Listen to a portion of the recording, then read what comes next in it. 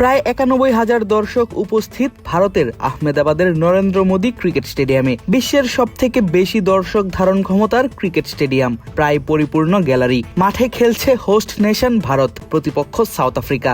আর ২০২৬ টি-20 বিশ্বকাপের সুপার 8-এর সেই ম্যাচেই ভারত দেখল এক লজ্জার রেকর্ড। টি-20 বিশ্বকাপের টানা ১২ ম্যাচ পর পরাজয়ের স্বাদ পেল সূর্যকুমার যাদবের দল, সেটিও শর্টার ফরম্যাটের বিশ্বকাপে ভারতের সবথেকে বড় হার।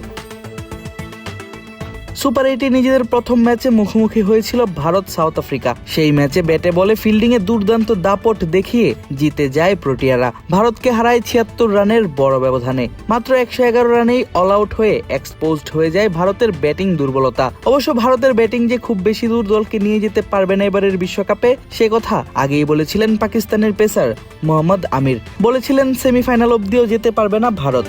এখন যে কোনো ব্র্যান্ডের পুরাতন এসি বদলে নতুন ওয়ালটন এসিতে উপভোগ করুন 25% ছাড়।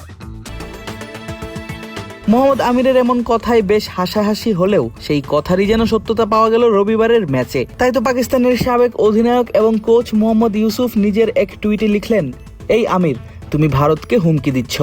আগে মাঠে যন্ত্রণা দিতে, এবার স্টুডিও থেকে শুরু করেছ। ওদের একটু দম ফেলার সুযোগ দাও। শুধু মোহাম্মদ ইউসুফ নন, ভারতের এমন হারে তাদেরকে খোঁচা দিতে ভুলেনি পাকিস্তানের সাবেক ক্রিকেটার থেকে শুরু করে সাংবাদিক এবং সাধারণ দর্শকরা। আছে মুদ্রার ভিন্ন পিঠো।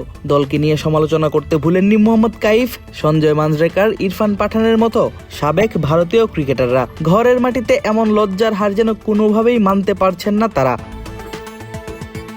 সুপার 8 পর্বের বাকি 2 ম্যাচে ভারত মুখোমুখি হবে জিম্বাবুয়ে এবং ওয়েস্ট ইন্ডিজের বিপক্ষে। 2 ম্যাচের দুটিতেই জিততে হবে সূর্যকুমার যাদবের দলকে, যদি তারা নিশ্চিত করতে চায় ঘরের মাটিতে অনুষ্ঠিত হওয়া টি-20 বিশ্বকাপের সেমিফাইনাল। তাতেও হয়তো হবে না সেমি নিশ্চিত, আসতে পারে নেট রান রেটের সমীকরণও। আর কাজটা যে একদমই সহজ হবে না, সে কথা বলা যায় কোনো সংকোচ ছাড়াই।